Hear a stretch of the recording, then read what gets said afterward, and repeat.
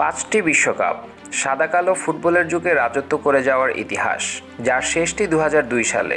সেই জাপান কোরিয়ার গ্রীষ্মের পর যেন থমকে গেছে ব্রাজিলের জয়ের রথ। প্রতিবারই ফেভারিটের তকমা, কিন্তু প্রতিবারই বিদায় হতাশার গ্লানিতে।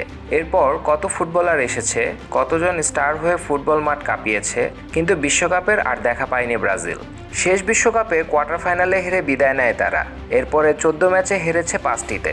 এমন পরিসংখ্যান ব্রাজিলিয়ান ফুটবলের জন্য অভূতপূর্ব। খেলায় হারিয়েছে সেই চিরচেনা ছন্দ, হারিয়েছে নিজস্বতা। সেই হারানো ব্রাজিলকেই নতুন করে গড়তে এবার দায়িত্ব কাঁধে নিয়েছেন কার্লো আনচেলত্তি। খেলার ফলাফলের চেয়েও বড় কথা, মাঠের ফুটবলে সেই চেনা ব্রাজিল হারিয়ে গেছে অনেক দিন ধরেই। খেলায় নেই কোনো ছন্দ ও ধার। সেই দলকেই পথে ফেরানোর ভার এখন আনচেলত্তির।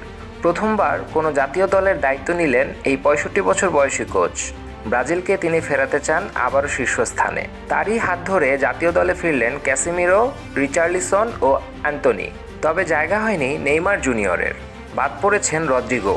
আনচেলত্তি দিয়েছেন স্পষ্ট বার্তা, এই ব্রাজিল নতুন। এই দল গড়ে উঠবে ফর্ম আর ফিটনেসের ভিত্তিতে। ইনজুরি কাটিয়ে ফিরেছেন গোলকিপার অ্যালিসন। ক্লাব পর্যায়ে উজ্জ্বল পারফরম্যান্সের পুরস্কার পেয়েছেন বিবেইরো ও কার্লো আগুস্তো। বেটিসে গিয়ে যেন পুরনো ছন্দে ফিরেছেন অ্যান্তনি, ফিরেছেন দলেও। বাদ পড়েছেন জোয়াও পেদ্রো, স্যাভিনিও ও জোয়েলিন্টনের মতো ফুটবলাররা। ব্রাজিলের সামনে এখন 2টি গুরুত্বপূর্ণ ম্যাচ।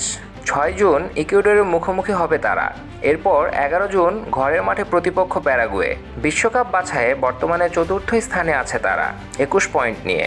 অন্যদিকে শীর্ষে থাকা আর্জেন্টিনা ইতোমধ্যেই নিশ্চিত করেছে বিশ্বকাপের টিকিট। কার্লো আনচেলত্তির সামনে বড় চ্যালেঞ্জ। তাকে ফিরিয়ে আনতে হবে ব্রাজিলের ফুটবলের সেই চিরচেনা সাম্বা ছন্দ। গড়ে তুলতে হবে নতুন করে বিশ্বাস। এই বিশ্বাসেই ব্রাজিল ভক্তদের চোখ এখন আনচেলত্তির দিকে। কোটি কোটি ব্রাজিল ফুটবলের ভক্ত এখন তার দিকেই চেয়ে বসে আছে। তিনি পারবেন কি ব্রাজিলকে আবারও বিশ্বসেরা আসনে বসাতে? সময় হয়তো সবটা বলে দেবে। রূপকথার মতো অতীতকে বর্তমানের জয়গাথায় পরিণত করতে পারে কিনা আনচেলত্তির ব্রাজিল।